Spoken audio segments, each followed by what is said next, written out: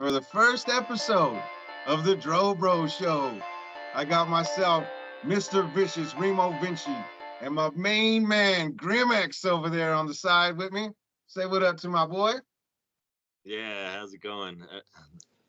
I just kind of want to start into that on our names. So the Grimex and the Mister Vicious, the Remo Vinci, this came Yes. from our wrestling. We wanted to do wrestling, and we actually did a wrestling school at Primo's Wrestling here in Colorado, Yep. which was I wanted to tell you because, and I thought this would be a good time to bring it up, is in the podcast, is the Nature Boy. I watched the documentary finally. I know you had asked me before, and I hadn't because I haven't always been a huge. I respect him as a legend, but I've never been a fan of Ric Flair.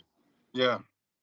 He was talking about when they were training and how the ropes are and how you get blisters and ripped up and things like that. And it reminded me of you and me when we were going to that wrestling school. Yep. Yeah, we were the perfect tag team, weren't we? You could take bumps and I could run the ropes, and that was about it. But yes, we actually here in Denver, Colorado, this is our hometown. We actually have a good friend, a dear friend named Joey T. He actually goes by I Am the Provider now, and he owns Primo's Hardcore and Wrestling, or Primo's Premier Wrestling now. And Grim and I have also been good friends for a long time and always talked wrestling. And when we had this opportunity to do this wrestling school, we jumped on it, and it also jumped on us, so we didn't go back. Yeah. Well, a lot conflicted with it, at the time, our schedules, everything. I mean, it was a hard thing to maintain, and then to do it for basically nothing, you know, It takes a makes it, lot of dedication. It takes yeah, a whole lot. And neither of us were really in a place in our lives at that time where we could dedicate ourselves or our finances, for that matter, to try and get better every day. And I regret it. I'm sure you probably have some regrets yourself about it because this was something that was a lifelong dream for the two of us. And I'm still hopeful that something can come of that at some point. I don't know if you know, Grim, that I actually got to do national anthem for one of the Primo shows last year or 2 years ago now that I think about it. And I'm no, hoping that I could work my way into another situation like that. And hopefully we could get into some kind of an angle. I would love to at least do one match before it's all said and done, even if it's a tag match or something real simple. I would love to do that. So hopefully someday. yeah, I think our kids would love it too. Right, right. Yeah. They got to see me do the national anthem, and that was amazing because they've actually never got to see me perform. For those of you that don't know, Mr. Vicious is also my alias. Remo Vinci is my stage name because I am a rapper and a singer here in Denver, and I have been for the last 20 some years. So I will be sharing some music stuff here and there on this show. But yeah, my kids had never got to see me perform before, so that was pretty interesting that they got to see me do the national anthem. That was a dream come true for me.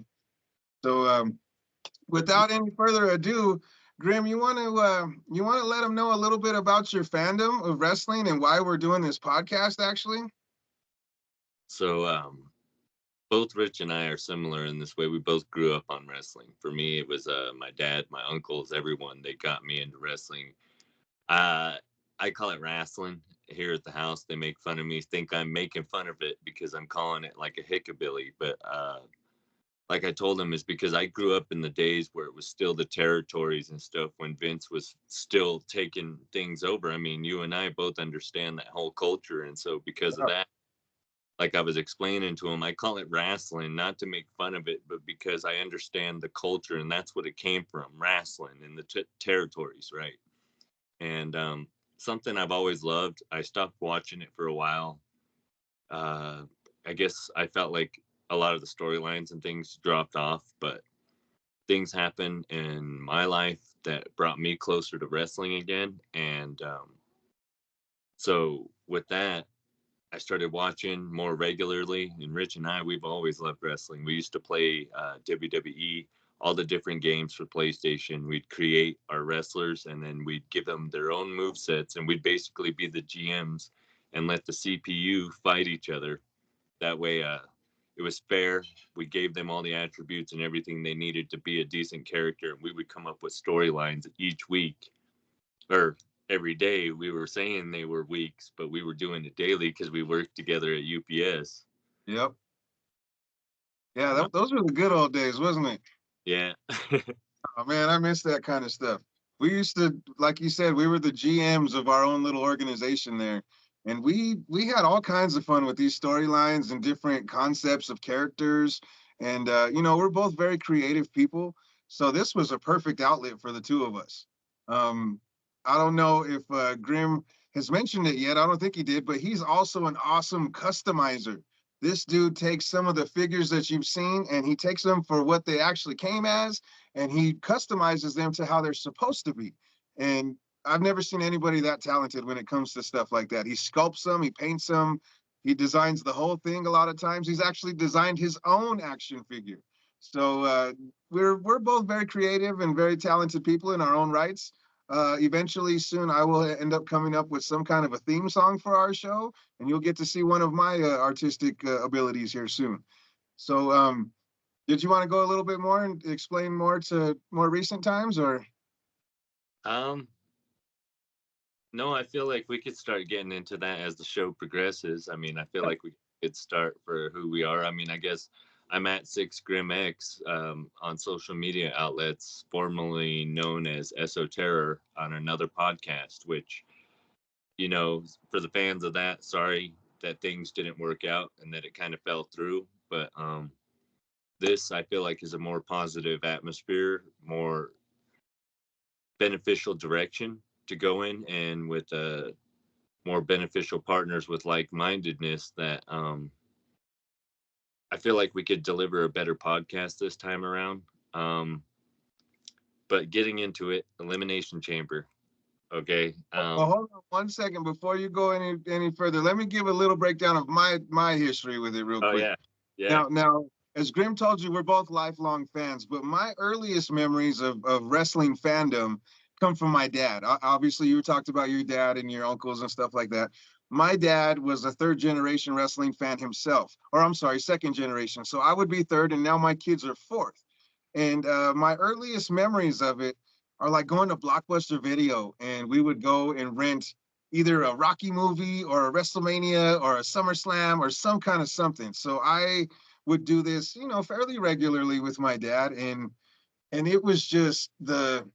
I know you're a big comic dude, and to me, it was like that comics coming to life kind of thing. I was never a big comic dude, but this seemed like the live action versions of something like that, and the larger than life characters and just the whole physicality of it all. I mean, growing up as a young man, we always want to wrestle around, and we're both into martial arts and stuff. So all of those kind of physical activities and combat, was always appealing. So when I started watching all of these WrestleManias and SummerSlams from Blockbuster, I just kind of started developing this innate ability to be able to have a good recall with certain things. And like now, between the two of us, we're almost like a wrestling historical almanac or something, because we have a lot of history that's stored up here. A lot of it's useless information, but we love it. And this is stuff that has been a big part of our lives and will continue to be. And throughout my adolescence, I actually kind of fell out, like I think a lot of us do, and it wasn't until around the time when Eddie Guerrero passed when I came back into the fold of things, because I was an Eddie fan. Um, Before that, when I was a young child, Bret Hart was my guy.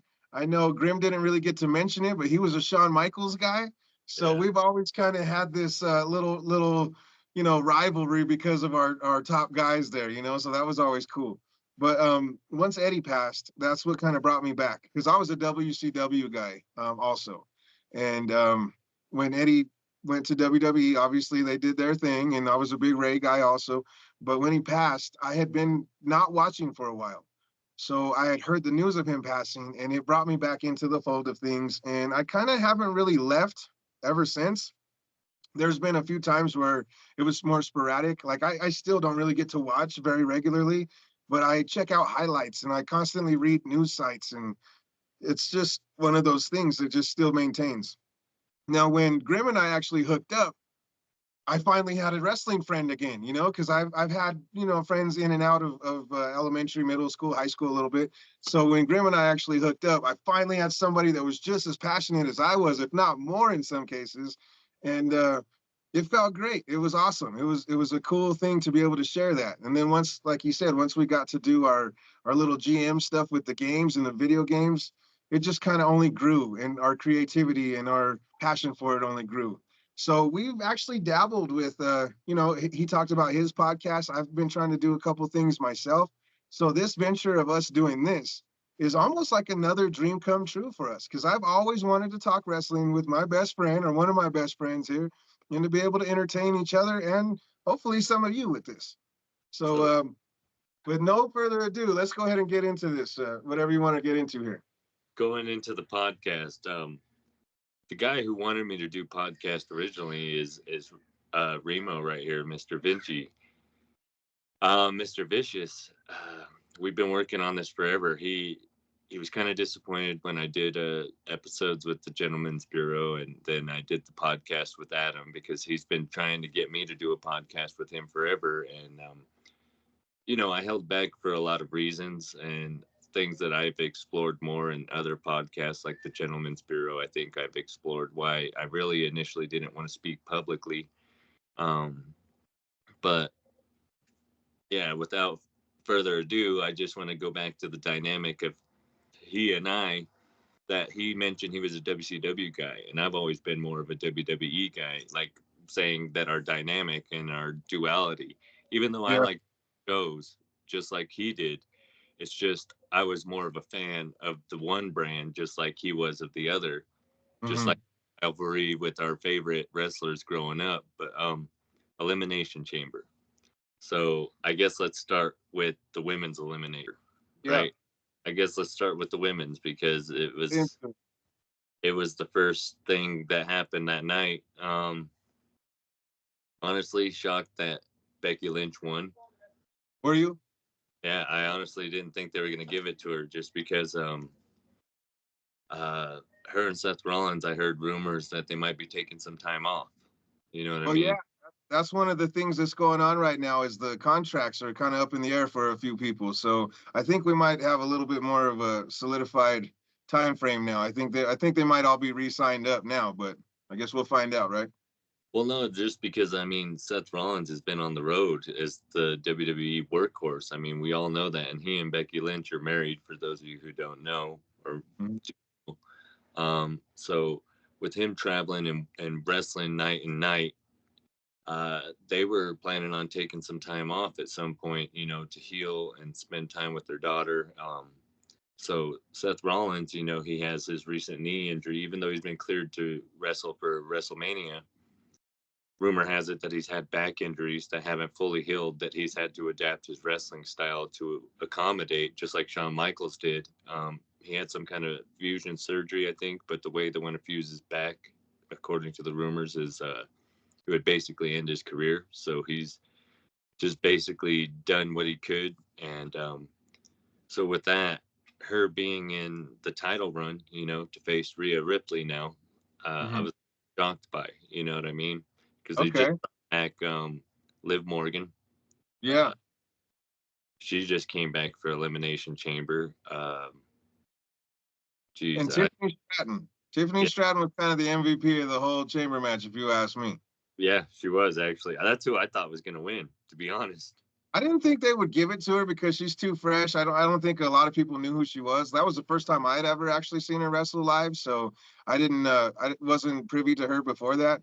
But I was on the flip side of that coin. I actually did expect Becky to take it. I honestly thought she was going to win the women's rumble, because they've teased her and Rhea for a while. I feel like the Rhea Charlotte match last year just set the bar so high that I felt like the only way that they could even come close to that was to have Becky do it, because Becky's another one of those workhorses, like you were talking about her husband earlier, and I feel like they would have an awesome match. So I kind of expected Becky to win. I wasn't really surprised with that one. I honestly felt she was going to win the Royal Rumble too, but when she didn't, that's when I kind of thought, well, maybe they're not going to give it to her, you know? Yeah. Well, honestly, I was glad that Bailey won, because that whole damage control storyline was kind of reaching its peak there. So I think they needed to pivot and move into a different direction. And I'm kind of expecting Bailey to turn face again here pretty soon. I kind of feel like that's what's happening already subtly. So Be honest, dude, there's a lot going on in the women's division, honestly, in wrestling. And that's was going to bring me to my next point as far as I know we're skipping over the men right now, No, that's but fine. That wasn't until later anyway. that the Elimination Chamber featured the main event as for the women's title. Okay. Mhm. It was talked about that they only did the one match involving Becky Lynch, also at WrestleMania, right? That was the main event on night one, I believe it was, and they haven't done it since. And the women need to be represented more in wrestling like that too, because I do feel that a lot of them are equals to the men in a lot of ways, and the storylines have gotten better. I mean, Damage Control, that's one of the better storylines out there, honestly. I mean, all around, not just because it's a female storyline, but just a storyline. I really like the direction they've been going with that. I Mhm. like how they've been building the team. I really like Asuka was one of my favorite female wrestlers as it was. So I really like the whole storyline going on there and how they added Carrie Sane and Dakota Kai and all that stuff. Part of me just feels like even though the story's making it seem like Dakota Kai is back in Bailey, I kind of feel like she might be a snake in the grass in some way. Mm, All of this stuff that happened, how she got jumped and things. I think it's all a storyline for the setup. I see. You I'm know, won- I'm wondering if Bailey wins at Mania and takes the title off Io, and then Dakota may be the next one in line. so what I'm kind of thinking, honestly, is Mercedes Monet, also known as Sasha Banks. Um, Mm, her thing is still up in the air. So I'm kind of thinking that Damage Control might screw her over with the help of Dakota Kai at WrestleMania, and they come back with Sasha Banks teaming with Bailey. I mean, that is her best friend, so it's not out of the realm of possibility. But I do hear rumors that she's due to debut with AEW like any time now, and they That's got what I something coming up in Boston, I think, or maybe they just left Boston. I don't remember what it was exactly, but that's the rumors. So I don't know, but it would be nice to see her come back and have Bailey's back again, because then they could tear it up, because those two are awesome together. yeah.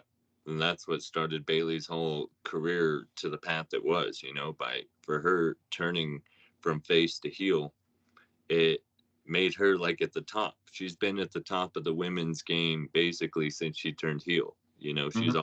involved on television in storylines. Yeah, absolutely.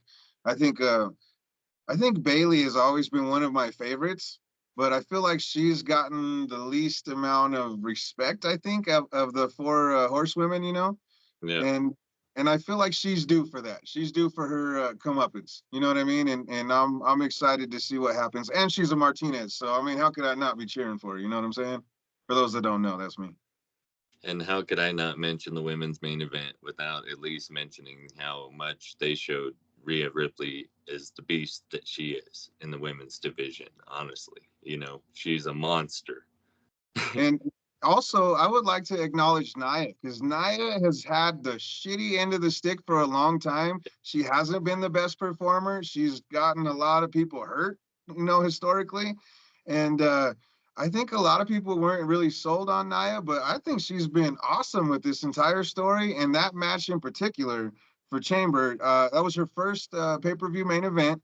And I thought she did amazing. I thought she carried the whole thing very well, and she did a good job as a heel. She got a lot of people, got a lot of heat with a lot of people, and I was impressed with Nia. I was I real impressed with her. honestly, I think she deserved everything that she got as far as getting a chance at the title, coming back, so soon. I love that they started her with Becky because that was a storyline that's been, what, 4 years in the making since Yeah, it's been she going. broke her face and she had to get reconstructive surgery, real life things. And that was where people were saying that Nia really couldn't wrestle. She needed a lot of work and all of these things. She wasn't at a good place, and I feel at the moment she's at a better place in her But, life, her career, and it makes for a better storyline and better character.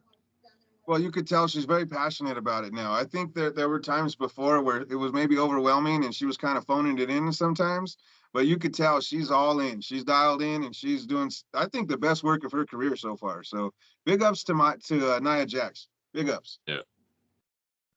Now, I guess to the men's elimination chamber. All Um, right. I had a feeling that Drew McIntyre might win. I thought so too. And Honestly, uh, but before we move on from the women's one more time, I just want to give Liv Morgan another shout out because we talked about how Tiffany Stratton was kind of the MVP of the whole chamber match. Liv Morgan, I think, has been also underutilized, and she's due for some good stuff to start happening for her also. So I'm hoping that whatever comes of this whole thing, because I have a feeling her and Becky are going to get into something soon. It just feels like that's going to be the natural progression of the storyline here, just yeah. from what I've seen. So I'm hoping that they give her a little bit more time to shine too, because I'm a big Liv Morgan person too. I think she's got a lot more to offer than what they've allowed her to do so far. And Bianca Belair is dope. Bianca's amazing, and I feel like they might be. Oh, man, they kind of teased it at the Rumble with her and Jade Cargill. Yep, I'm waiting for it. Yeah, that's gonna be a nice one, man. I just hope that Jade's up to the task because Bianca's already been on top. She knows what's up. She's a great performer. I have not seen very much of Jade Cargill. I don't get to really watch AEW very much. I know you do, so you probably have a better idea. They say she has the star power equivalent of The Rock, and dude, she's up there. So I mean, We'll find out. what they do with her because she's at a better place where I feel like no offense to AEW and the guys and what they do. I definitely think that the matches are great. Their storylines kind of fail in a lot of ways, I feel. Um, there's a lot of work that could be done at AEW to bring it to the level of WWE. I get where they're coming from. They're trying to bring back some of the more historic things, but it is at the end of the day still entertainment, and you still have to keep that part of the storylines. And I feel like without people like Dusty Rhodes around anymore, we've lost a lot about what Mike's skills really are and keeping people, the emotions going. Yeah, keeping them engaged without the physicality. That's a big part of the storyline and the development of them is being able to keep the people engaged and make them care. And Yeah. that is the knock on AEW from what I've heard so far is about their storylines and the inconsistencies there. So hopefully Tony Khan starts to pull it together a little bit because I mean we all want everybody to succeed. We're all wrestling fans. Nobody I know that there's a lot of this war talk and this fandom that's very tribalistic, you know what I mean? But I think us true wrestling fans are just happy that there's alternatives and happy that there's a lot of wrestling to consume these days. So I want everybody to succeed, and I would like that company to be a WCW, to have the longevity of such, or a TNA. TNA has also been rebranded and seems to be doing some pretty cool things. Although Nick they let Scott D'Amore go, and everybody's kind of scratching their heads about that one, but we'll find out. Nick Nemeth, since you want to bring up Yes. TNA, formerly known as Dolph Ziggler, definitely made his debut in the last couple weeks. So I think that's good that he found a brand that hopefully he can rise to the top where WWE always kept him at a mid card status, and I do feel that he deserved that push to the top. Yeah, he was like in that mid upper card purgatory almost. He could never just get there and they would never just hand it to him. And I think, he's one of the best workers we've had in this entire generation. So he deserves a lot better. And he actually, from what I heard, he got some gold in New Japan.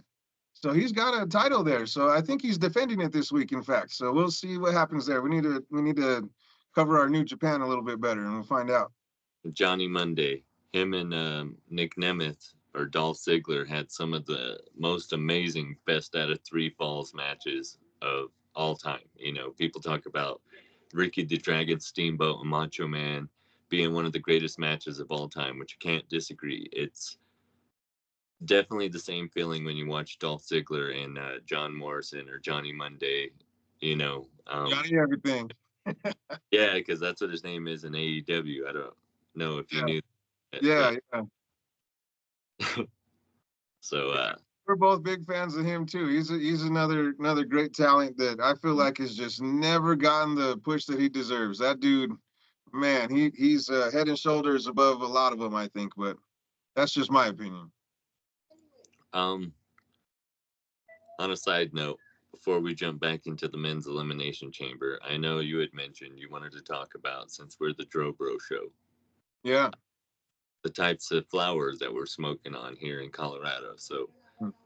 me, even though I already probably I monked a little bit before the podcast, so I have some Violet Vixen and some Hazeberry.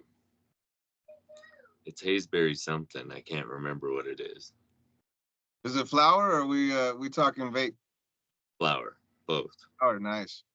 Now me, for those that don't know, I'm Catholic and I observe the season of Lent, and that is something that I give up every year for Lent. So I will not be partaking until Easter. But once Easter comes, you best believe I'll be right there with you. So that's my little piece of that. But yeah, thank you for reminding me. We are the Dro Bros Show, so we will be expressing some of our activism for the 420 lifestyle and such there is. And we will also be hopefully plugging some of these local dispensaries at some point. If we get some cool sponsorships, or even if not, we'll try and see what we could do, what we can get away with here. So Yep. let's And I go was ahead and go back into it. dependent on what fans want and what we decide to do, maybe we could do a watch party at some point, like maybe with a match or event, and me and Rich and hopefully Joe, we could all commentate for you guys, because Rich and I to do that. Yeah, we had a lot of fun with that in our video game years.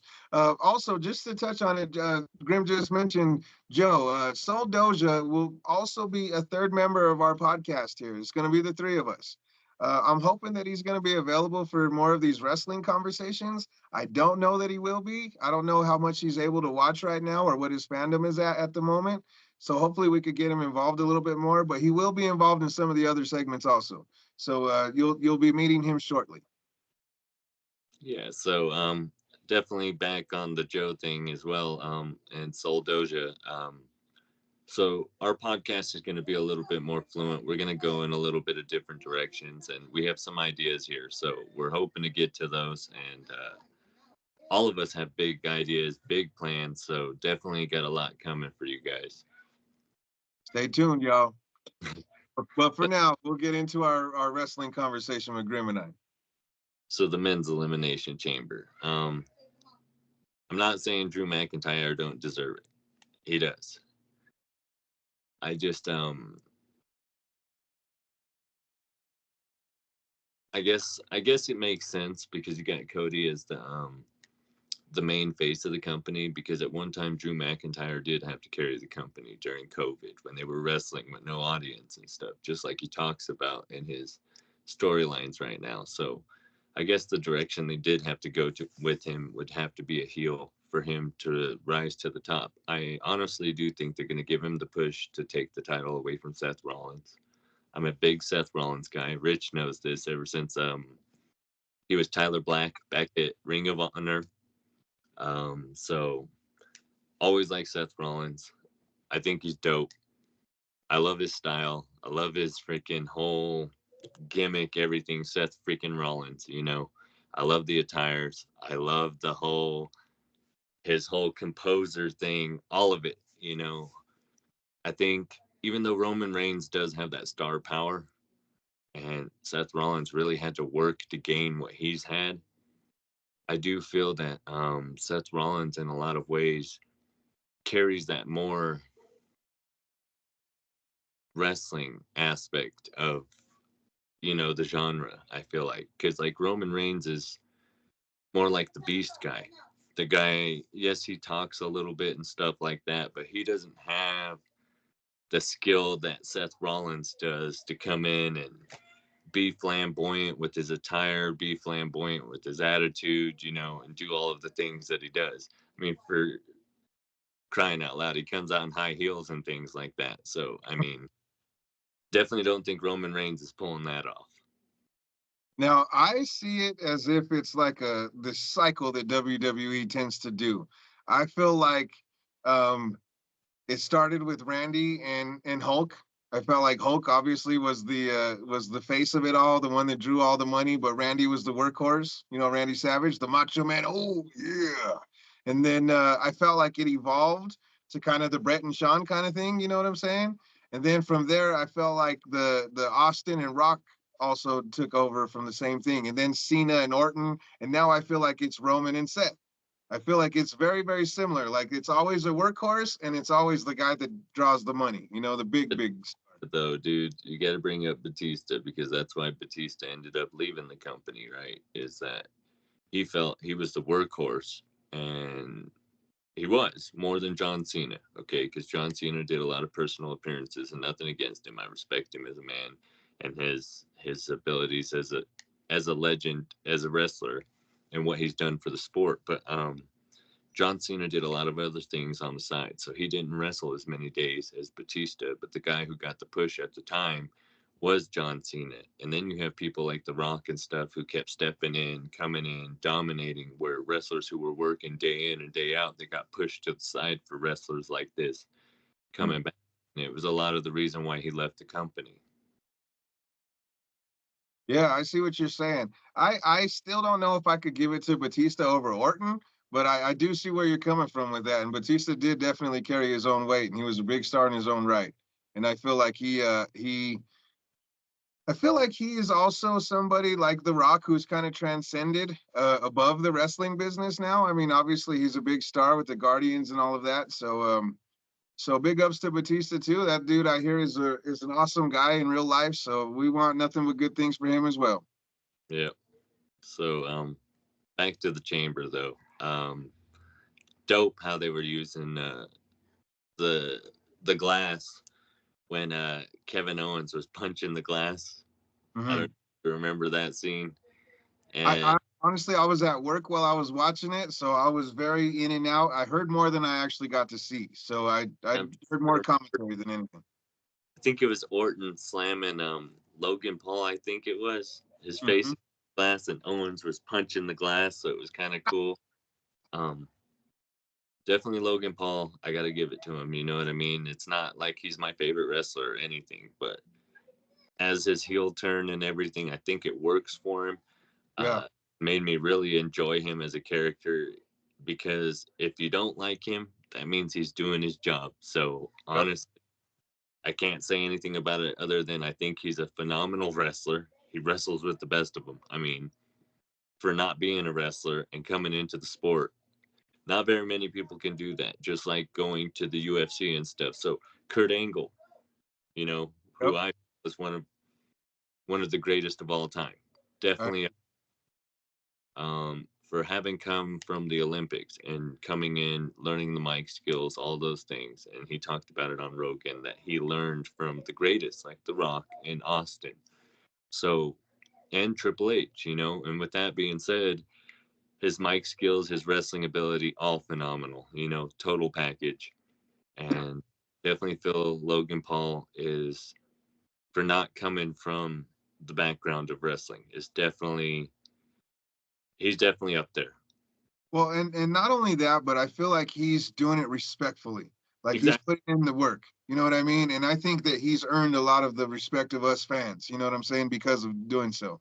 So yeah, big ups to Logan Paul too. He's uh he's definitely doing his job because a lot of us aren't digging him. You know what I mean? But he's definitely a workhorse in his own right. And I got to give it up to him. As far as like celebrity performers, I think he's head and shoulders above almost everybody. So Exactly. And the yeah, respect he shows for it, like Rich mentioned, that's what draws me to him is that he's extremely respectful of the sport, and I really love that about his yeah. character and on his own podcast. You know, because for those of you who don't know, Logan Paul does his own podcast, and he's featured a lot of wrestlers who told their stories on his podcast as well. Okay, I'm gonna have to check that out because I haven't really heard anything of it. But I heard he had one. I just didn't know anything much about it. Yeah, he's had Randy Orton, Roman Reigns, bunch of guys on there. I think I don't know if he had Rey Mysterio on there or not, but he's had a lot of wrestlers on there since being in wrestling now. Pretty cool some of the stories you hear. Yeah, absolutely.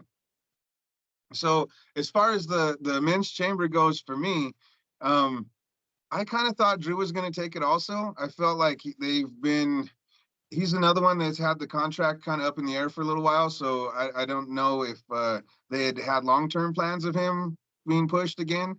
but I felt like it's been needing to happen. He like you said was a workhorse, especially during the COVID year there, and he never really got to have that mania moment like how he would have liked to when he beat Brock. So it would be nice to have him do it again this time with Seth. And I would just like to go on record and say that I am not as much into the Seth camp as Grim is here. I think his outfits and all of that is completely ridiculous. It drives me nuts. Oh my gosh, I can't stand it. It drives me completely insane. But that's him doing his job right. He's That's getting why I like Shawn Michaels. exactly. So I've never really been a big Rollins guy though, but I do respect his work ethic and I do give him the props that he deserves as far as being one of the workhorses because he definitely is. And I can't take that away from him. I never will because I try to give respect where it's due because a lot of these guys are just passionate fans that took it to that next level, just like we were trying to do. So you know, I give it a lot of love and a lot of props for that. Um, Randy Orton, Yep, that's what dude, I say. this dude is incredible. And That's still to why this day, go ahead. I don't think he won because I feel like that, like what you were saying about Tiffany Stratton when I said that I thought she was going to win and you said it was too soon. I feel like it's the same with Randy Orton, you know, and they gave Cody his story. So everyone was expecting the Viper to win. Everyone. And because of that, I knew they weren't going to give it to us. You know what Mm. I mean? Just because you can't give us everything. You have Yeah. to leave wanting more and you have to build a story. So I Well, he definitely, doesn't need it though either. You know what I mean? Like yeah, Randy with the title shot or Randy with the belt right now is kind of unnecessary. I think the other stories need to be told first. And Randy's on the downslope of his career, even though he's still doing some of the best work of his life. He's on the downslope, and I think Randy's at a place now where he's trying to uplift some of the other people, like Logan Paul, which we kind of found out seems to be the direction that they're going now. So I'm exactly. anxious to see what happens with that match. And along with that, um, AJ Styles is somebody that's been a big. We're both big fans of AJ. We have been since the TNA years, and to see where he's come and how he's been a mainstay in WWE, multiple time champion, is awesome. I think to see, and the shape that he's in and the work that he's doing right now is phenomenal. No pun intended. And I'm anxious to see what happens with him and LA Knight because I did not see that happening. I thought LA Knight might go with Logan Paul, actually. That was kind of one of the rumored matches for Mania, is that he might be going with Logan and maybe taking that US title off of Logan. Well, now we see they're going in a different direction and they're having AJ and LA Knight. LA Mm, Knight is someone that I haven't really seen a whole lot. I didn't really get to watch TNA when he was Eli Drake, or I think he was in MLW too for a little bit. I didn't really get to see any of that. So LA Knight is very new to me. I'm still not completely sold on him. I think he's one of the most over dudes on the roster, but I'm not completely sold on him yet. So I would like to see him in this match with AJ and for him to just wow me. That's kind of what I'm waiting for. so LA Knight, he definitely took over on SmackDown when Reigns wasn't around, but I've seen this coming for a while. This storyline's been building up since AJ got injured because the one who stepped over him, and that's the storyline they're going right now, is that it was LA Knight who took AJ's place and why he started to get the push and why he ended up facing Roman, to which he lost. And he's been wanting a rematch ever since. But I agree This was with, in Saudi, right? huh? That was in Saudi, right? Yep. At Okay. Crown Jewel when he lost to Roman Reigns. So, I agree with Rich on LA Knight. I'm not completely sold on him. I do see the star power there. I see the audience behind him, and he has the catchy phrases like "Yeah, LA Knight, yeah." I mean, I definitely love that, and but I don't see where everyone's comparing him to Stone Cold Steve Austin. No, I don't see that. I don't feel that he's at that level yet. I mean, if anybody's at that level of the face of the company, it's Cody Rhodes right now. Without it, hands down, without a shadow of a doubt, everybody wants to see Cody finish his story. Cody's the top dog, you know, the top baby face. He's there for the kids. He's there for the fans. I mean, that's where everyone wants. He's the hard workhorse that the company needs. And we've been saying we've been saying that we wanted good stuff to happen for Cody since the Stardust days. So this is very, very a long time coming, and I'm happy to see it happening now. Finally. Oh, dashing Cody Rhodes. I'm sorry. Yeah. I'm sorry. Grim goes even further back with his expectations of Cody. I wasn't particularly sold in the Legacy and the dashing days, Oh, but I loved him. Stardust. Stardust is when he really started getting my attention as a huge, big time performer. Because I mean, look at what he did with that gimmick, and he hated it. So how cool is that? I think he did a good job for what he was given on the Stardust. I personally didn't like the Stardust gimmick. I understood that they were giving him that to roll with his brother, and I mean that was cool. I feel AEW did it better. They did the storyline between the Rhodes brothers way better. Well, that's Um, what we wanted at Mania that never got. So good thing, thank God for AEW to give us those kind of things. But you exactly. can't tell me that Stardust music alone was putting him over because that song was awesome. They really started liking Cody Rhodes as dashing Cody Rhodes with the whole robe and everything. I loved all of that, and then he went with the mustache. I thought that whole gimmick was hilarious. Um, But yeah, I've always liked Cody Rhodes. Never was a real huge fan of Ted DiBiase and the Legacy, but I like Cody Rhodes and Randy Orton. You know, Orton went on from Evolution, Yeah. you learning from two other greats, Batista and Triple H and Ric Flair. Mm-hmm. That being said, you know, having third generation wrestlers form a team, it was really cool to see. But going back to the chamber, uh, I think Randy and Ted were actually the only two thirds. I think Cody was just second, right? actually, yeah, he was. Mm. They consider him third because his brother wrestled. Oh, I see. So third in the family, but not necessarily Yeah, generation wise.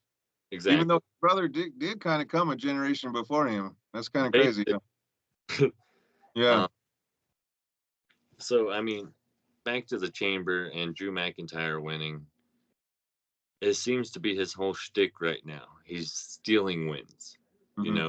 So they're downplaying his character, and even though he's getting pushed, and you know, the rumor is he still hasn't re-signed his contract with WWE, which is up in April, which is around the time of WrestleMania.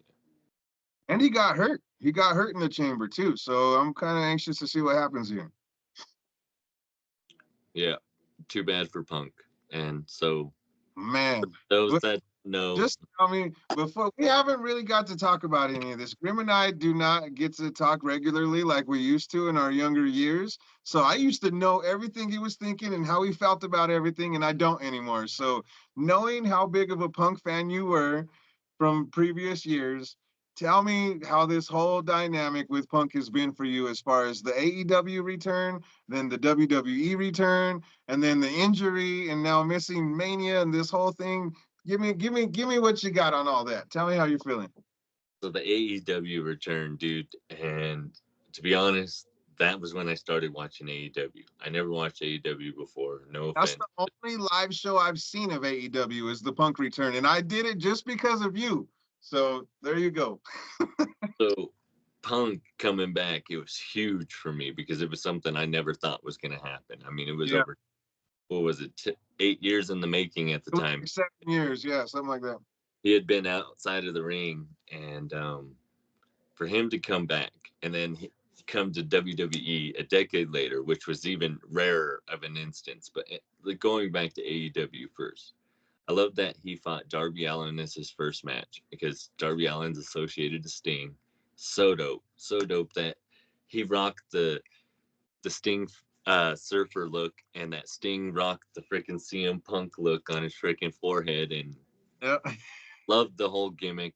Um, Definitely love CM Punk's run. You could see how everything had a downturn.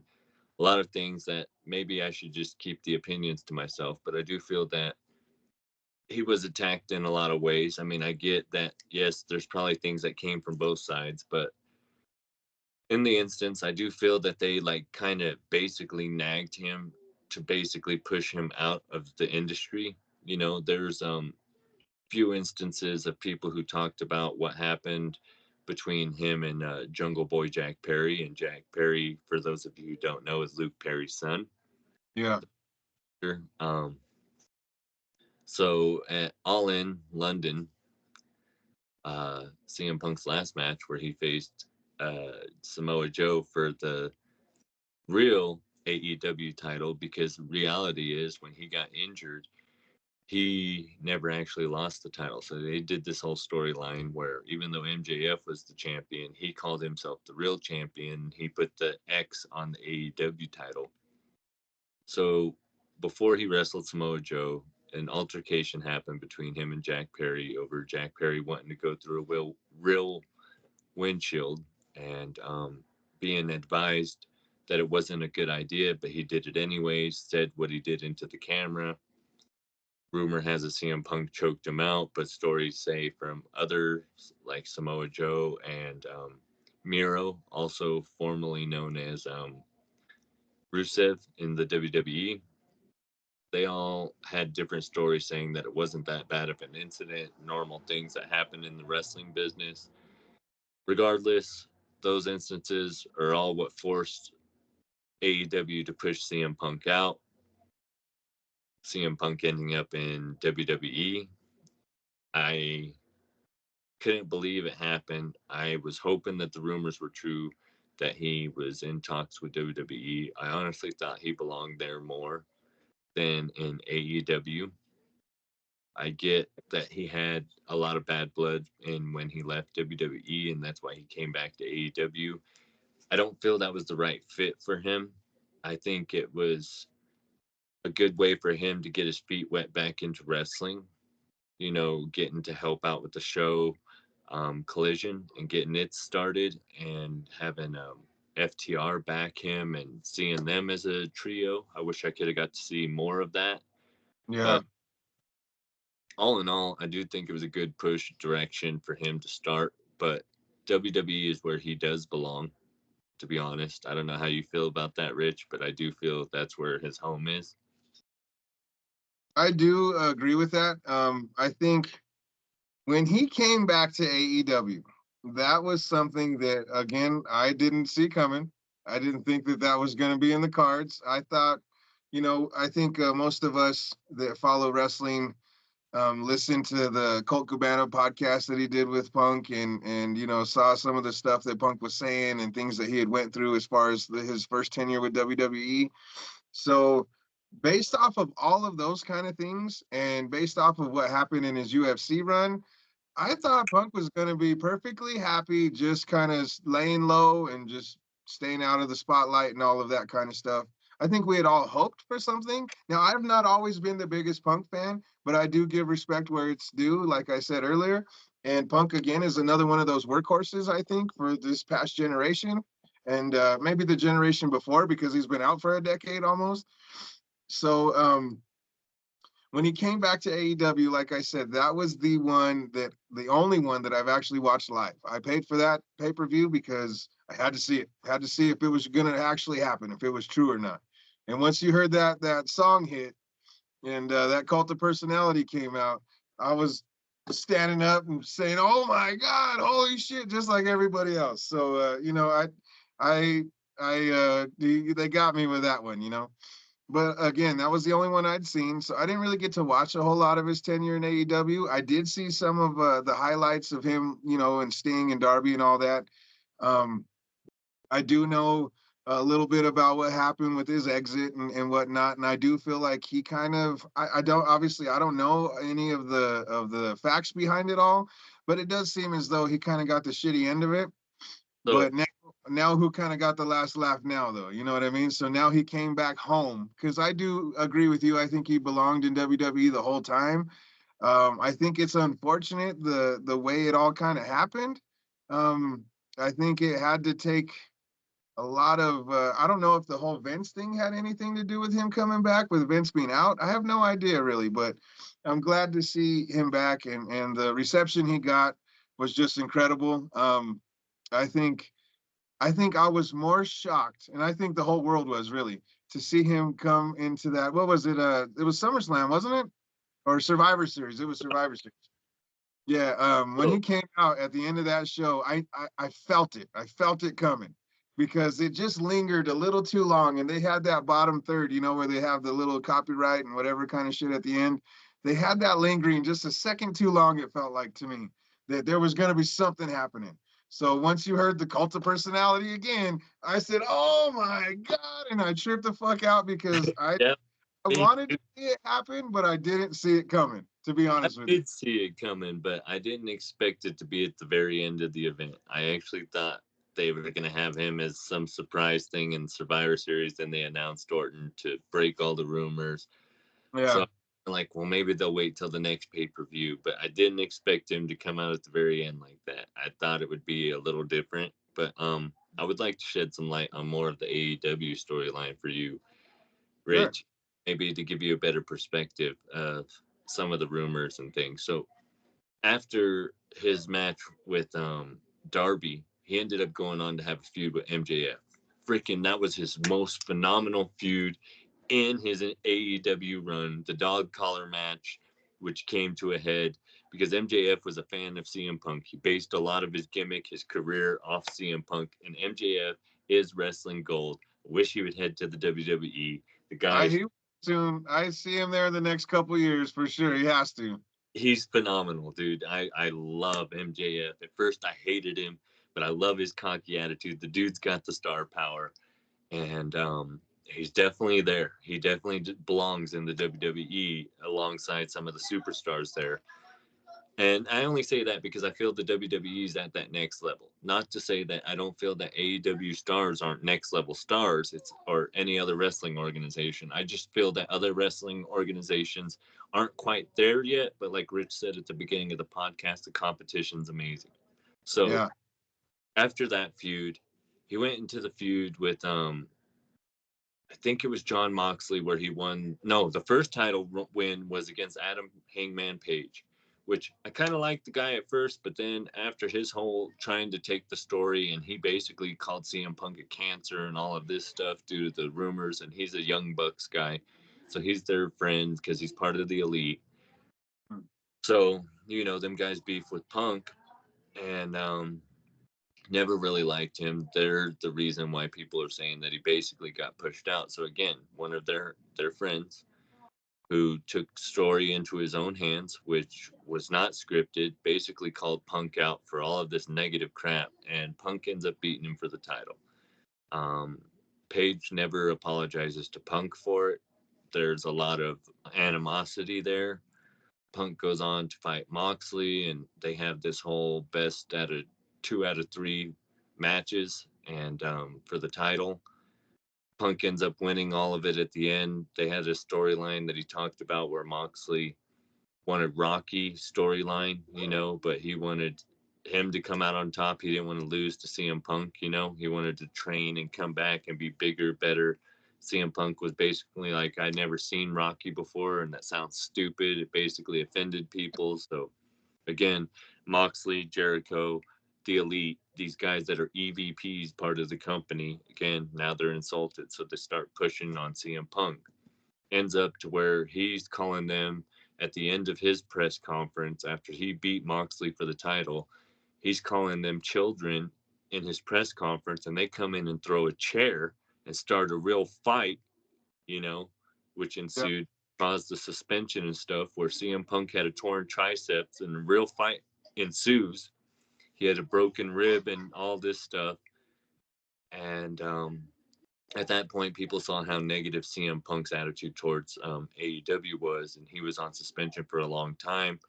There was rumors that he might not come back, and it was just going to be a thing where he'd fade out, or he might go to WWE.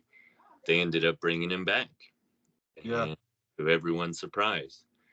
And that's where it started getting better, I felt, with the storylines because they gave him Collision. He was with FTR. I thought they were going to go in a better direction. They started like separating him and the Elite and their crew by having 2 different shows and having 2 different rosters. I definitely was excited for the direction wrestling was going, thinking, yeah, AEW is going to start to get on par with WWE.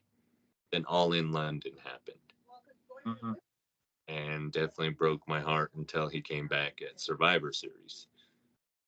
Now, with all of that being said, not to get too far away from the AEW tenure there, but how perfect and how fitting was it for 10 years, almost to the day, You know, the exact event of his last time in WWE to be his first event back.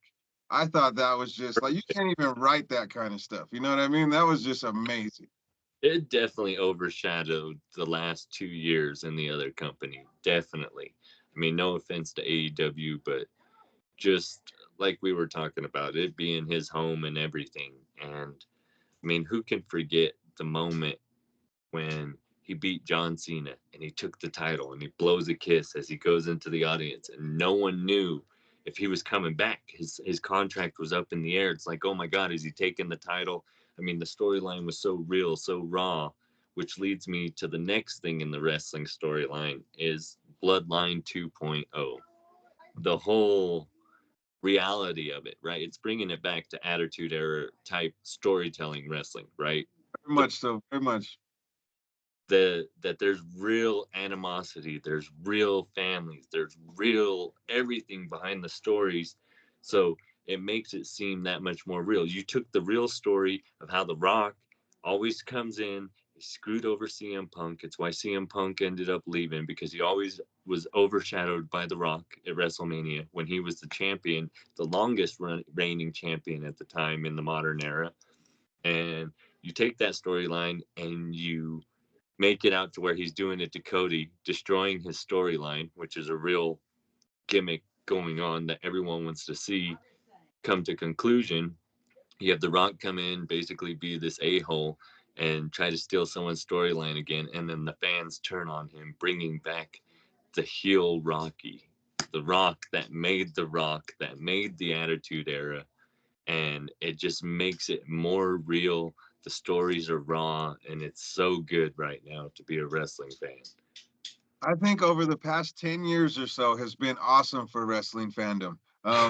With the advent of like the WWE network, and even before that when they had their WWE 24/7 on demand on the cable networks, I was loving it because you got all this inside inside talk and all these cool little roundtable discussions, and all of that kind of stuff is very intriguing to me, and that would just kind of help my fandom grow even further. So nowadays, to see how much it's progressed and now how we got it on Peacock and now how we're eventually going to be going to Netflix next year is a big freaking deal, man. And like, it's just so fun to be a wrestling fan these days because everything is at your fingertips as far as the history goes and the past goes.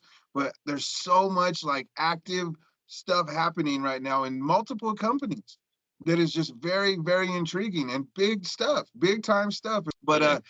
let's get into some more of the chamber now. We're already hitting an hour mark here, so let's make sure we try to finish this up here as far as this event goes.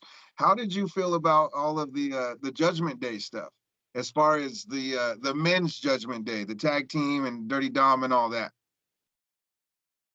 I like that they retained the titles. I actually thought they were going to lose at this event because, I mean, they've been milking Senior, Money in the Bank's whole gimmick and his storyline. Even though I like Damian Priest, I love that he's got that Undertaker feel to him, who's his hero, by the way. Um, I just thought they were going to have him lose the titles at this event because I thought they were going to start getting him in the storyline for the title and who's he going to cash in on and start building up that. But the fact that they won, I don't hate it. And I love Judgment Day. Even though Edge started him and they kicked him out, I'm a big Finn Balor guy. Dominic, the mullet, the whole. He definitely took on the role of Eddie Guerrero pretty well. You know, he's got the best of Eddie and Ray. I like it, you know, and again, the fact that you don't like him means he's doing his job. I love Dominic. I'm a big Finn Balor dude as well, but I am just not sold on Damian Priest, not even for a second, bro. Like every time I see this dude, I'm just like, why? I don't get it. I'm not a Priest guy. This last match, though, I gotta hand it to him. In this tag team match, he seemed a little more tolerable for me than he normally is. But I think it was a big mistake to go with him for Money in Bank or Money in the Bank, and I feel like they're just lingering this story with him because they don't know what to do with him. I feel, and I kind of feel like it might ultimately lead into a cash in against if Cody takes it from Roman and Mania, like how we're all hoping. I have a feeling that they're gonna have Damian cash in there and make Cody chase again. I have a feeling I, that that's gonna be what happens. I feel I know it's unheard of because everybody wants the championship, but you've got all these big storylines revolved around both championships between Drew and Seth, between Cody and Roman. Now you got The Rock involved. I honestly think Damian Priest should cash in on Gunter. And let's Um, get into that because he is underrated as heck. That Gunther, guy, yeah, even though he's not the gimmick everyone loves, he's not that guy that stands out, but that guy sends it. And he like reminds me of like a Brock Lesnar character, but not, he's definitely more three-dimensional than the Brock Lesnar type of character. And the fact that he's the longest reigning Intercontinental Champion should say a lot, and that speaks for how underrated he is. But I think how amazing have Damian Priest cash in on him, screw him over and take the title, and then you free up Gunter into the world title division, which is where I think he belongs. I think he's a couple years away, maybe. I think they still need to kind of let some of these other top guys really hold on to those spots a little bit longer before it's his turn. But I'm a big Gunther dude too. I think he's uh I think he's a nice throwback to some old school, wrestling. And I think that it's awesome to see that. He reminds me of a William Regal, kind of a real tough, blood and guts kind of guy. You know what I mean? I really like that kind of stuff. Now, I would like to see whoever takes it from him. I would like it to be somebody that it's really amplified from it. You know what I mean? And I don't necessarily see that happening with Priest. I feel like if he were to cash in on the IC title, it kind of diminishes what the Money in the Bank is supposed to be about. So I would not like to see that happen that way. But I do feel like they messed up with him as the Money in the Bank. So I feel like maybe he might be like how wasn't it Sandow that went to cash it in and lost? I feel like there was a couple of guys that lost, but Sandow's I the think first one only that comes to three mind. guys have Yeah. I feel failed. like that's what should happen with Priest. I feel like he should try to cash it in and lose because I don't think that he's ready for any of that right now, to be honest with you. I don't know if he ever will be. Just like I told you, I'm not sold on him at all.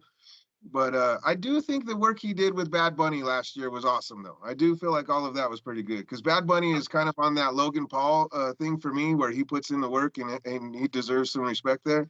So I'll give it to him for that kind of stuff. But The R-Truth stuff, man. To me, that's what. But I agree with you. I don't see Damian Priest in the main event. I don't. I don't see him up at that level yet. He's definitely the upper mid card, but he's not main event level. yeah, I like Gunter, that he does the Razor's Edge. I've been waiting for somebody to pull that out again, so I like that he does that. But that's about all I like. Gunter's more at that level than I feel that Damian Priest is. Honestly, Yeah, I mean I that's agree. skill, everything, And Gunter actually reminds me of the original Iron Claw, dude. Like it's a great throwback to the original, what started the Von Erichs. You know what I mean? So to Yeah. me, definitely love the whole Imperium, and I like Imperium facing off with the New Day. Mm. All of that storyline. I don't know how you're feeling about any of that because I didn't know how I felt about New Day. I liked the wrestlers, but their whole gimmick and the whole rainbow colored thing, the unicorn, the trumpets, just being annoying for the sake of annoying. I wasn't with it. But now that they're becoming darker, more street fighters, and this whole feud with Imperium definitely boosted New Day up a level for me. I was a fan of all the silliness with the New Day because I thought they pulled it off pretty well and it was entertaining to me. And I know my kids liked it a lot too. But I haven't really seen a whole lot lately, so I don't really know about the whole Imperium feud with them. As far as Imperium goes, though, I think Gunther absolutely needed a stable around him, just because he had that kind of a presence to him where I felt like he would elevate it no matter what. But the other guys, Kaiser and Vinci, I think are the two guys. I And he don't really reminds me of you. Like, Right? I don't really the Vinci guy, he actually reminds you of me. yeah, because not only is he bald, but his name was Vinci. And I was like, freaking how crazy. And that we've been talking about wrestling and doing this podcast. And, I'm watching it all the time. So every time I see Vinci and they say his name, Vinci, it always makes me think of you, even though it's not what I'm saying. guys look alike. It's that Yeah, it just reminds me of everything to do with yeah. exactly podcast is getting off the ground. That's awesome. That's awesome. I like that. Now, I on the other hand, when they said his name, and I was like, oh man, because I want to be the only Vinci. You know what I'm saying? So anyway, but I did think it was kind of cool. It's kind of cool to see that. I don't know if I'm sold on him yet either, because I'm like, man, if somebody's gonna have the name, they gotta be badass, and I don't know if this dude's really badass. So but he is a good worker though, so I can give him that much. And Ludwig, the Kai dude too. Yeah. So he's I'm dope. anxious to see what happens with them. I think that those two should go into the tag team division a little bit stronger and see what they could do. I guess we'll see how that plays out. Hopefully later on throughout the year. This tag division though, I feel like has been floundering for a little bit. So I'm hoping that something could come of it again. I think once the Usos kind of, separated and started doing their own things, I feel like the tag team division has kind of fallen a little bit. That's just my opinion of it. I don't really know because I don't get to watch regularly like you do.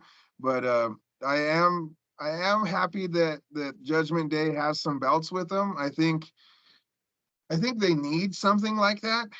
Balor though, I feel like Balor needs more of a singles title. I don't Yeah, think Balor belongs in a tag team. I think Balor is the leader of that group, and yeah. I think the tag team should have been Priest and Dominic, to be honest with you. But I don't Oh, know. That's just my opinion. I feel the tag team division has suffered. I don't feel it's because of the Usos. I feel that the main problem was is that they unified the titles. I mean, you have too many tag teams out there, too many great teams. Judgment Day don't defend as often as they should, especially having the Universal Championship. So, I mean, honestly, I'm hoping for a split in the titles, and at that point, that we can start to see more growth in the tag team division. Honest, and I was saying about how Balor is like the leader of the Judgment Day, but honestly, it's kind of changing to where Rhea is like the leader of the Judgment Day. And honestly, I kind of like that better. But I think that Balor should be. Do you Just, remember with the New Nation, when how The Rock and Owen were kind of like the co-leaders of the New Nation? I feel like that's how Rhea and Balor should be with the Judgment Day. But I don't know. We'll see how it plays out. I would like to see them drop the titles though to somebody that it would elevate better, because I don't think the tag titles are elevating Balor whatsoever. I think it's actually bringing him down. I think, So too. yeah, I think he deserves to be more in the main event picture. He deserves to be in the chamber match, like into those title matches. I think that's where Balor belongs. I think that's where he thrives. So I think we're all anxious to see when the Demon's ever going to come back out again, if it ever comes back out again. So we'll see. We'll see how that goes.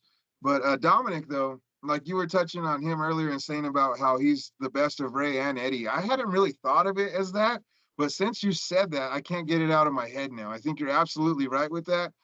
And I'm just excited to see what happens more with this kid, because I'm a huge Eddie dude and I'm a huge Ray dude. So I would love to see Dominic, continue to get better. And he's another one that's earned a lot of respect, I think, over the last several years, because he's gone through a few different wrestling camps and schools that are well respected. And I think that was the first thing that caught my attention, is that he wasn't afraid to do that, and how Ray was doing it the right way with him.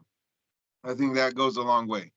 And I'm And anxious to see what happens with him this year. I know he had that NXT North American title for a little bit, so I'm kind of anxious to see if they end up sending him back to NXT to do more stuff again, because I think he would do have a great run as NXT champ there. I think that would be awesome. who, But Dominic? yeah, I think that would be great. It would add some more star power there. But I'm not a big. I haven't really been able to see a whole lot of NXT lately, so I don't know if they're able to stand on their own right now or not.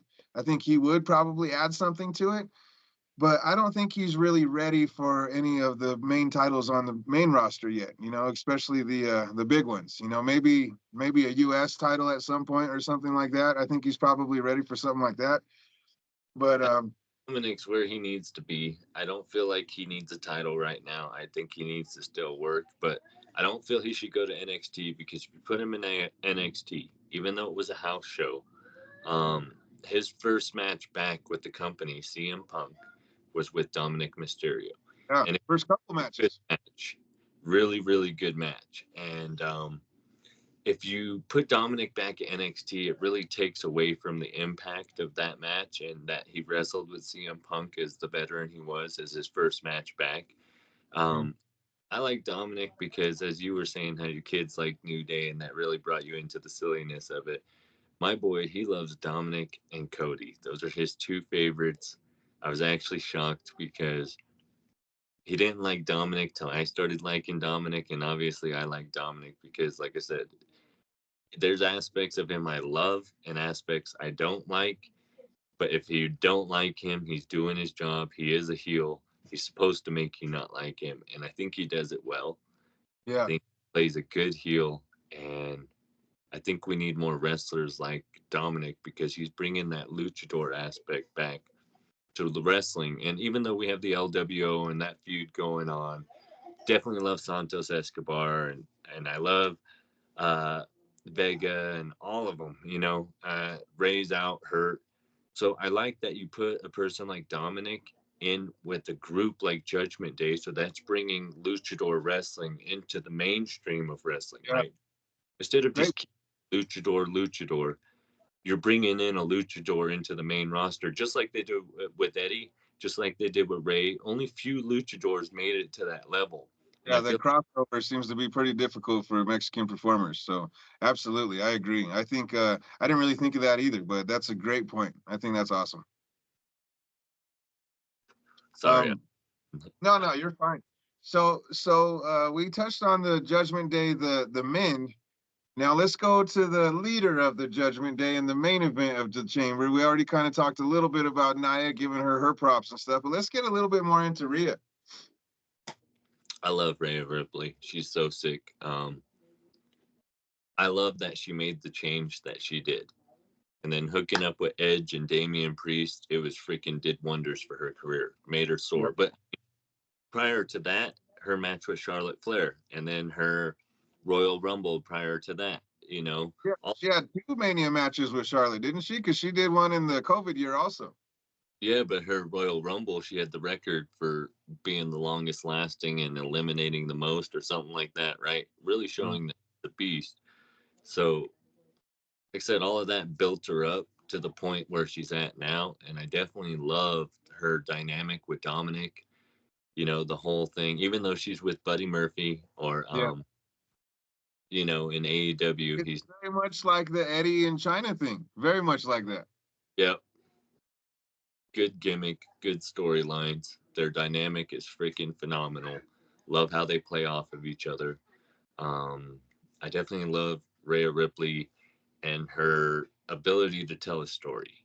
I feel Mm. like definitely like they put her and Damien where you're saying her and Finn should be, but I definitely think the dynamic's really good because it needs to be this way. I think Judgment Day is on the verge of having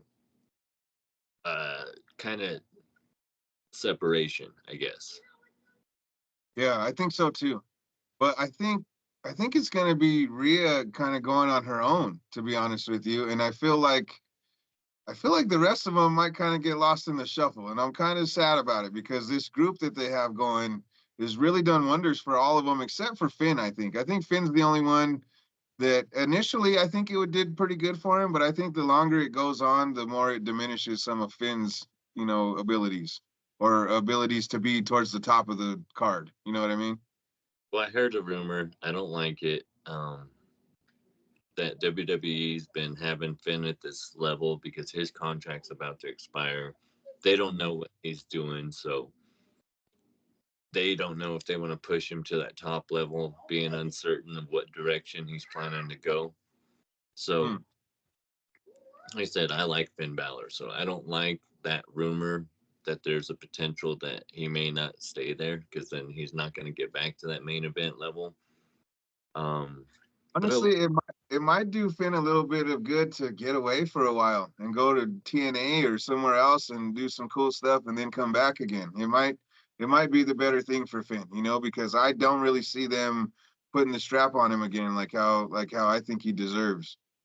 so let's talk about this since we're on the subject. I mean, real quick, I want to touch on it.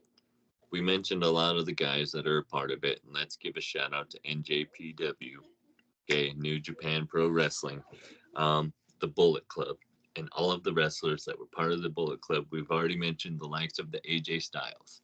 You got your Finn Balor's. Let's Luke Gallows and Carl Anderson. You've got the Young Bucks. You got And, Kenny, and Cody was also part of it for a minute. Cody Rhodes. I mean, all these guys that are phenomenal wrestlers today, even though I've brought up some questionable things about the elite, okay, which they're called the elite because they separated from the Bullet Club at the time of NJPW, and they called themselves the elite because the Bullet Club got so big that these guys separated and they called themselves the elite to separate from the Bullet Club.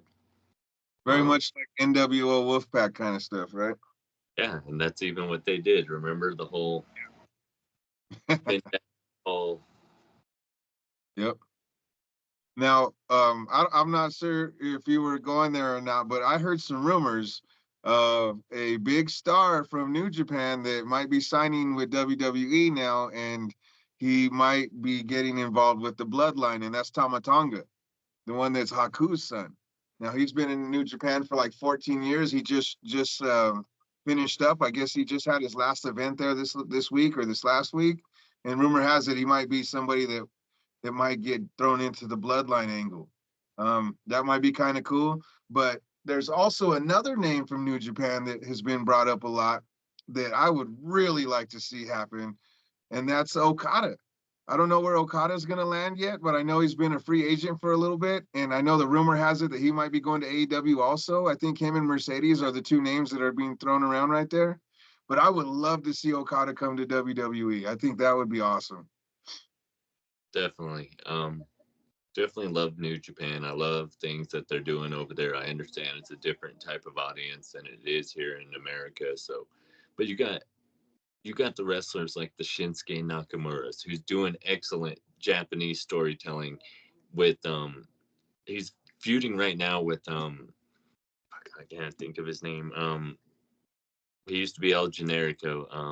Oh, Sami Zayn. Sami Zayn. Yep, I love Sami Zayn. Loved him as El Generico in Ring of Honor. Mm-hmm. He did his feud with Cody Rhodes, and then now he's doing it with Sami Zayn. And definitely love the Japanese storytelling. But because of the likes of the Shinsuke Nakamura's, the Taka Michinoku's, and the what were they called? Them guys, Kai and Tai. Kai and Tai. Yep. And Tajiri is another one, also another Japanese performer that they've kind of floundered around with. I think I know what you're getting at because they haven't really gotten to that next level like a lot of them should have, especially Shin. Shinsuke should have been, when he came in and he won the Rumble and he got the main event with AJ and that whole storyline they had going with AJ. I felt like they kind of dropped the ball on Shin, and ever since they've kind of kept him there.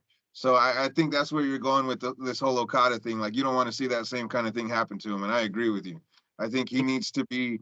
If there's going to be somebody that they take to that next level as far as a Japanese performer goes, who else could it be? If it's not going to be Shinsuke, it has to be Okada.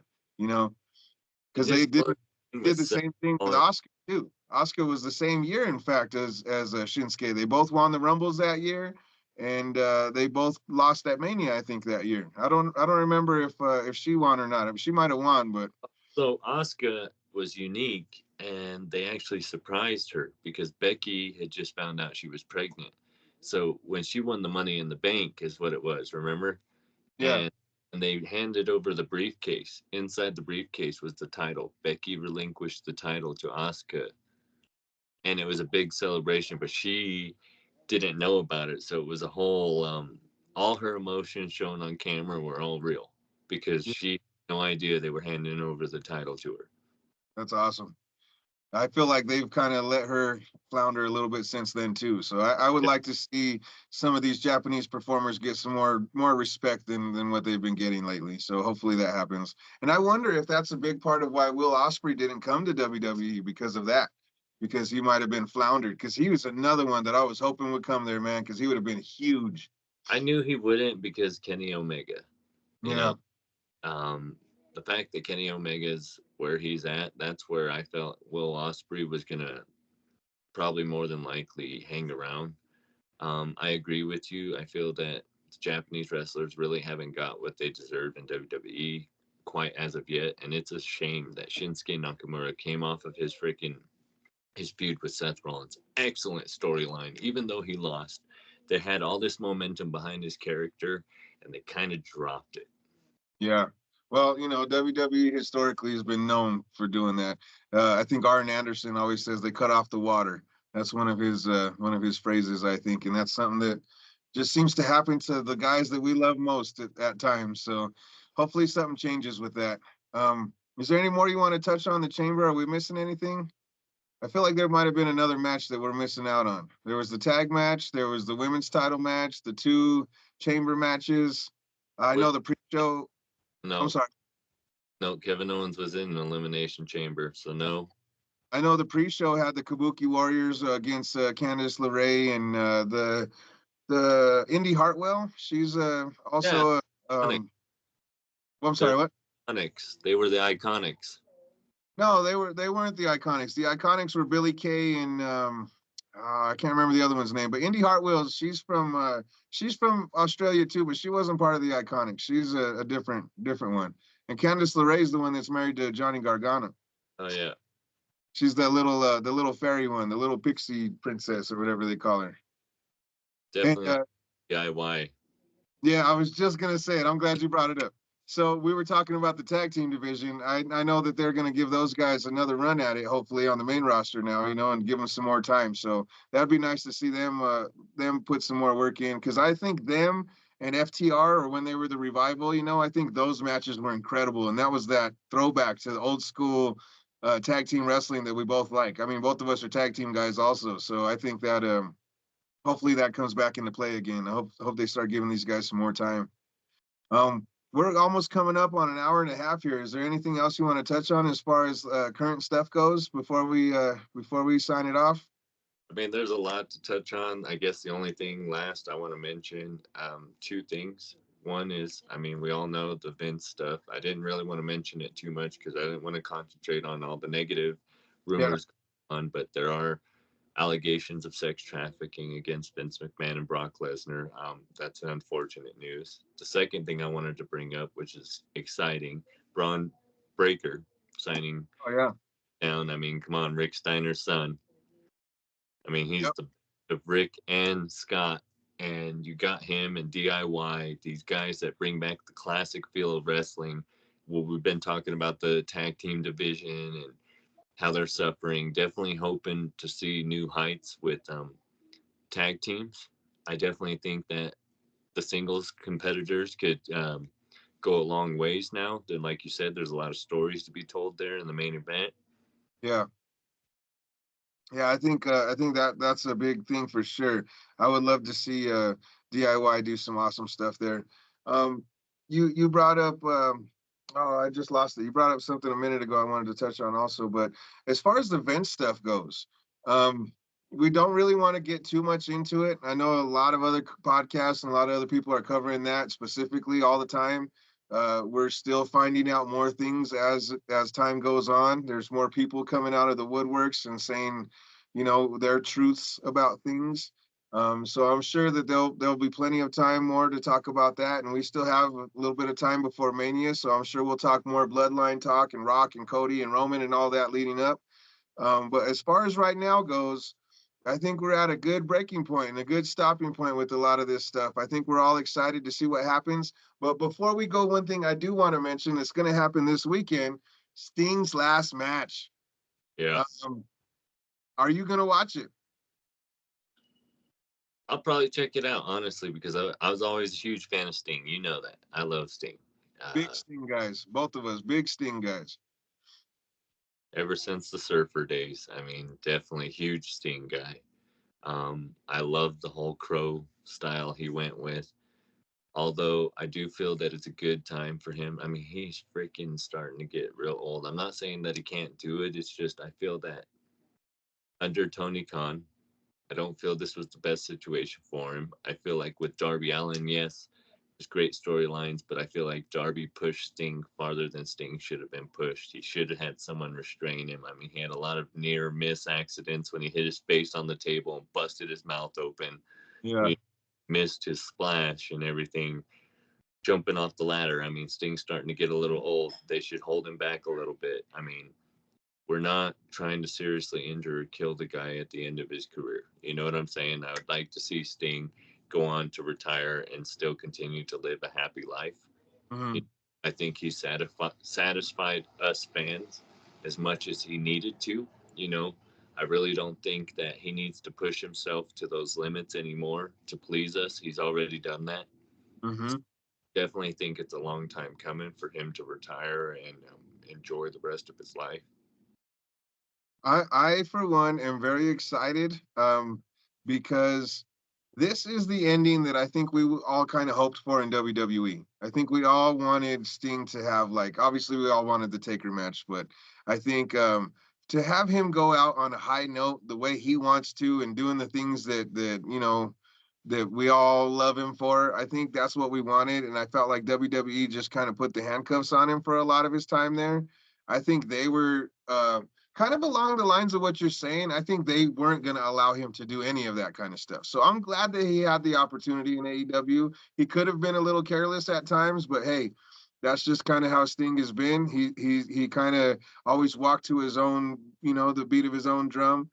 And I'm happy for him. I'm happy for him that he got this opportunity in AEW, because I think this is a proper send off that he didn't really get in WWE. Granted, So, he got the Hall of Fame and all that kind of stuff.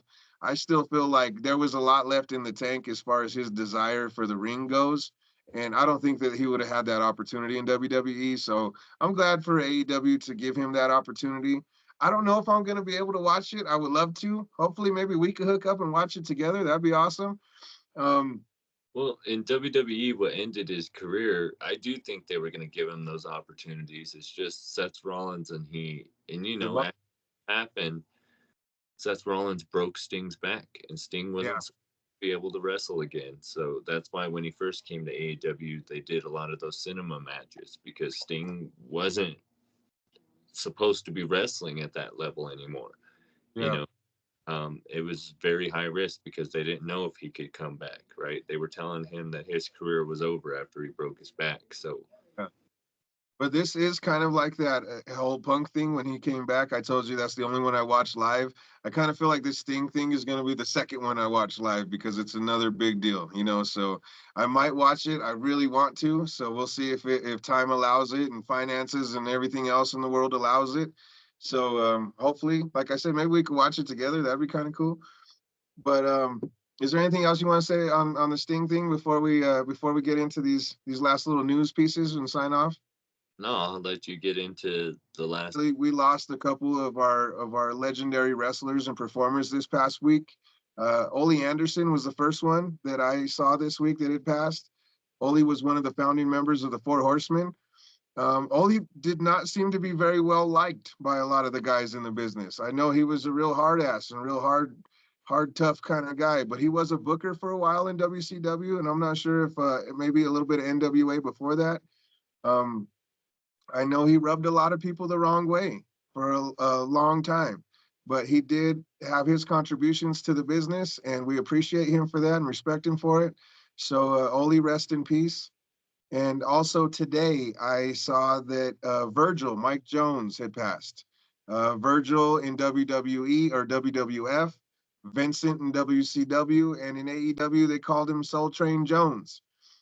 He was there for a little segment with Jericho. And Virgil was awesome as the Million Dollar Man's bodyguard.